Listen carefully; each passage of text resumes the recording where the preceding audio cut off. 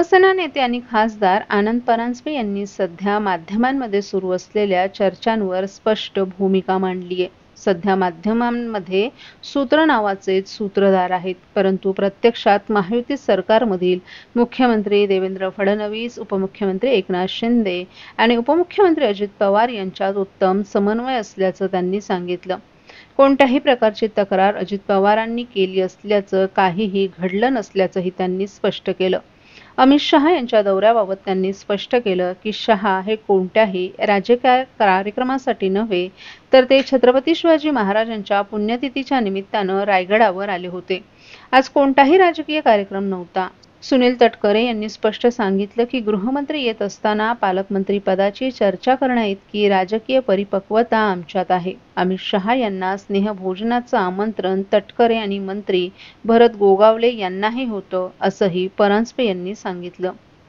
मंगेशकर रुग्णालयात झालेल्या मृत्यू प्रकरणावरही परांजपे यांनी भाष्य करताना मंगेशकर कुटुंबियांचं संगीत क्षेत्रातील योगदान मोठं आहे. भिसे यांच्या मृत्यूला जबाबदार डॉक्टरांवर कारवाई होईल, परंतु मंगेशकर कुटुंबावर टीका करणं क्लेशदायक असल्याचं त्यांनी सांगितलं.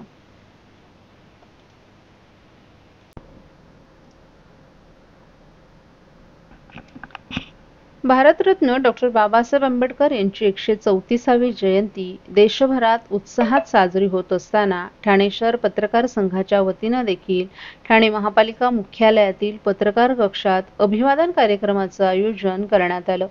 या कार्यक्रमात डॉक्टर बाबासाहेब आंबेडकर यांच्या प्रतिमेस पुष्पहार अर्पण करून त्यांना आदरांजली वाहण्यात आली.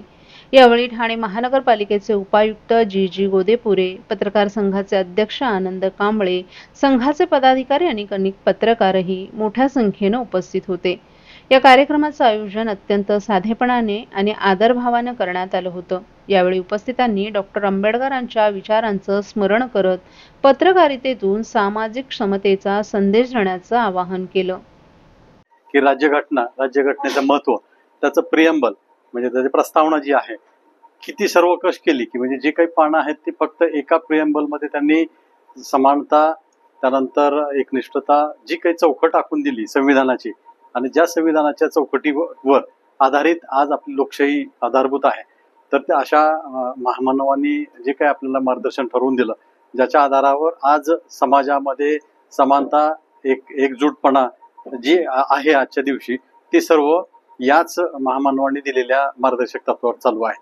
तर मी आपल्याला या दिनी आपल्या सर्वांना शुभेच्छा देतो आणि माझे 2 शब्द संपतो. धन्यवाद. महाराष्ट्रातील भगिनींना आधार देणारी राज्य शासनाची मुख्यमंत्री माझी लाडकी बहीण योजना. या योजनेअंतर्गत अल्प उत्पन्न गटातील 21 ते 65 वयोगटाच्या भगिनींना मिळणार दरमहा 1500 रुपयांची मदत. अर्ज करण्यासाठी 31 ऑगस्ट 2024 पर्यंत मुदतवाढ. कुटुंबाचं वार्षिक उत्पन्न 2.5 लाख रुपयांपेक्षा कमी असलेल्या महिला पात्र. कुटुंबाकडे पिवळं किंवा केशरी रेशन कार्ड असल्यास उत्पन्नाचा दाखला आवश्यक नाही. पांढरं रेशन कार्ड असेल किंवा रेशन कार्ड नसेल तर कुटुंबाचं वार्षिक उत्पन्न 2.5 लाखांपेक्षा कमी असल्याचा दाखला आवश्यक. योजनेसाठीचा ऑनलाईन अर्ज नारी शक्ती दूत ॲप वरून किंवा पोर्टलवर भरता येईल. ज्या भगिनींना ऑनलाईन अर्ज भरता येत नसेल त्यांच्यासाठी अंगणवाडी, ग्रामपंचायत, वॉर्ड ऑफिस, सेतू सुविधा केंद्रामध्ये किंवा आशाताई बचत गटाच्या CRP यांची मदत उपलब्ध. आता आपल्याला अभिमानानं म्हणता येईल, सुखी आणि सुरक्षित आहे माझी लाडकी बहीण.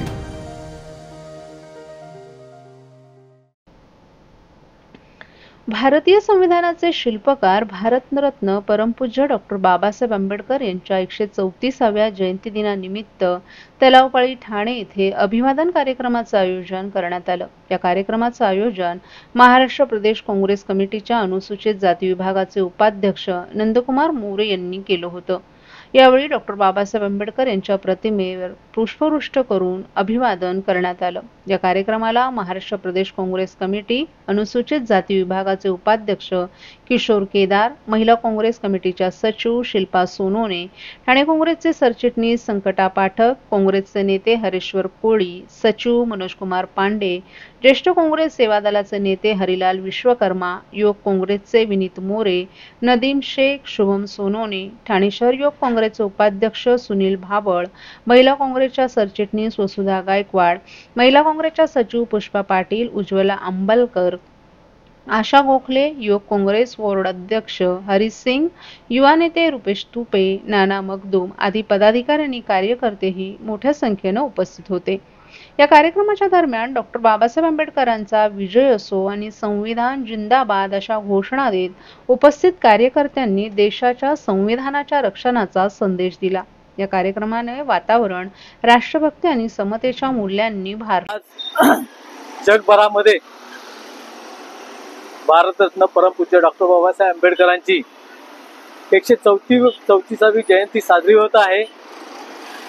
याचा आम्हाला रास्त अभिमान आहे.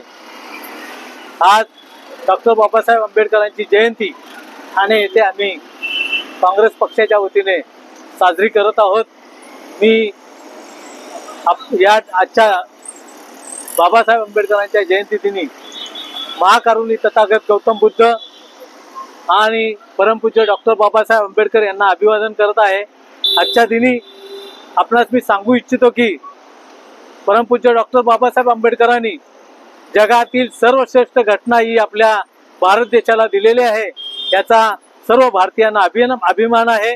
भारत देशातील सर्व नागरिकांना, सर्वसामान्य नागरिकांना मतदानाचा हक्क डॉक्टर बाबासाहेब आंबेडकरांनी दिली आणि महिलांना, या देशातल्या सर्व तमाम महिला भगिनींना स्वातंत्र्य, त्यांना त्यांचे अधिकार देण्याचं बहुमूल्य कार्य हे डॉक्टर बाबासाहेब आंबेडकरांनी केलेलं आहे. जय भीम, जय महाराष्ट्र, जय भीम. होतो.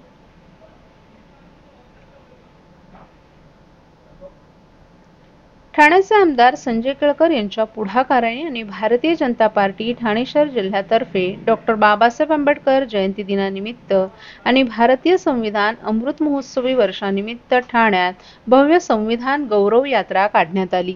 या रॅलीत आमदार निरंजन डावखरे, भाजप ठाणे शहर जिल्हा अध्यक्ष संजय वाघोले, बौद्ध धर्मगुरू भंते, माजी नगरसेवक संदीप लेले, नारायण पवार, भरत चव्हाण, मृणाल पेंडसे, सुरेश कांबळे, युवा मोर्चाचे अध्यक्ष सूरज दळवी, सचिन पाटील, राजेश गाडे, विशाल वाघ, कृपाल कांबळे, प्रदीप जाधव आणि असंख्य भीमसैनिक आणि कार्यकर्ते सहभागी झाले होते.